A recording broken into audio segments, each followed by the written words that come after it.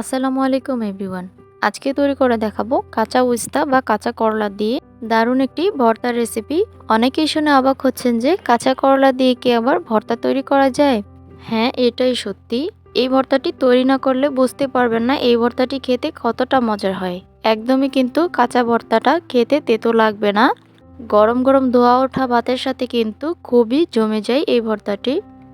তো ভর্তাটি তৈরি করার জন্য প্রথমে আমি 3টার মতো উস্তা বা করলা নিয়ে নিয়েছি। এখন হচ্ছে এগুলোকে মাঝখান দিয়ে কেটে মাঝখানের যে সাদা অংশটা আছে আর বিচিগুলো আছে সেগুলোকে ছাড়িয়ে নিচ্ছি।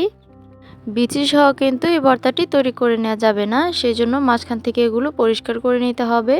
এই ভর্তাটি তৈরি করা এতটাই সহজ যে এই ভর্তাটি তৈরি করার জন্য কোনো রকম চুলা জ্বালাতে হবে না, আর ঝটপট তৈরি করে নেওয়া যাবে। তো সবগুলো করলা মাঝখান দিয়ে পরিষ্কার করে নেওয়ার পর এবার পরিষ্কার পানি দিয়ে এই করলাগুলোকে ভালোভাবে ধুয়ে নিচ্ছি। ভালোভাবে ধুয়ে এবার এর পানিটা ফেলে দিচ্ছি। পানিটা ভালোভাবে ঝরিয়ে নিলাম।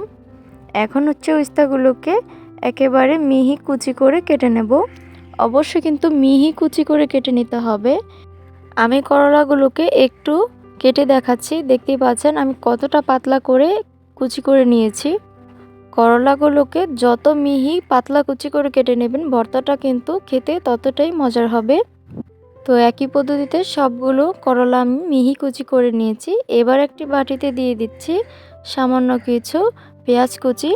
পেঁয়াজটা কিন্তু এরকম কাঁচাই নিতে হবে। আর দিয়ে দিচ্ছি 4-5টার মতো শুকনো মরিচ। শুকনো মরিচটা কিন্তু শুকনো তাওয়ায় টেলে নিয়েছি, এটা কোনো তেল দিয়ে ভেজে নেইনি। আর পেঁয়াজটা অবশ্যই কাঁচাই ব্যবহার করতে হবে।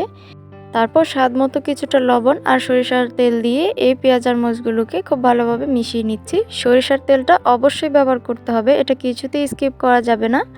ভালোভাবে মিশিয়ে নেওয়ার পর এবার কেটে রাখা উস্তাগুলো দিয়ে দিলাম। এবার হাত দিয়ে কচলিয়ে কচলিয়ে খুব ভালোভাবে এগুলোকে মিশিয়ে নিতে হবে। হাত দিয়ে অবশ্যই জোরে জোরে কচলিয়ে নিতে হবে, এতে করে কিন্তু এই ভর্তাটা একদমই তেতো লাগবে না, তিতাটা কেটে যাবে। ব্যাস সামান্য কিছু উপকরণ দিয়ে কিন্তু ভর্তাটি আমার রেডি হয়ে গিয়েছে। এবার দেখুন ভর্তাটি দেখতে কতটা লোভনীয় লাগছে, কতটা সুন্দর লাগছে। এই ভর্তাটি কিন্তু আপনি সকালবেলার নাস্তায় গরম গরম ধোয়া ওঠা ভাতের সাথে পরিবেশন করতে পারেন। অবশ্যই গরম ভাতের সাথে পরিবেশন করতে হবে, তা না হলে কিন্তু এই ভর্তার আসল টেস্টটা আপনি পাবেন না। আশা করছি আজকের ভিডিওটি ভালো লেগেছে। ভালো লাগলে প্লিজ লাইক কমেন্ট শেয়ার করতে ভুলবেন না। চ্যানেলটিকে সাপোর্ট করে অবশ্যই চ্যানেলের পাশে থাকবেন। সবাইকে অসংখ্য ধন্যবাদ। আল্লাহ হাফেজ।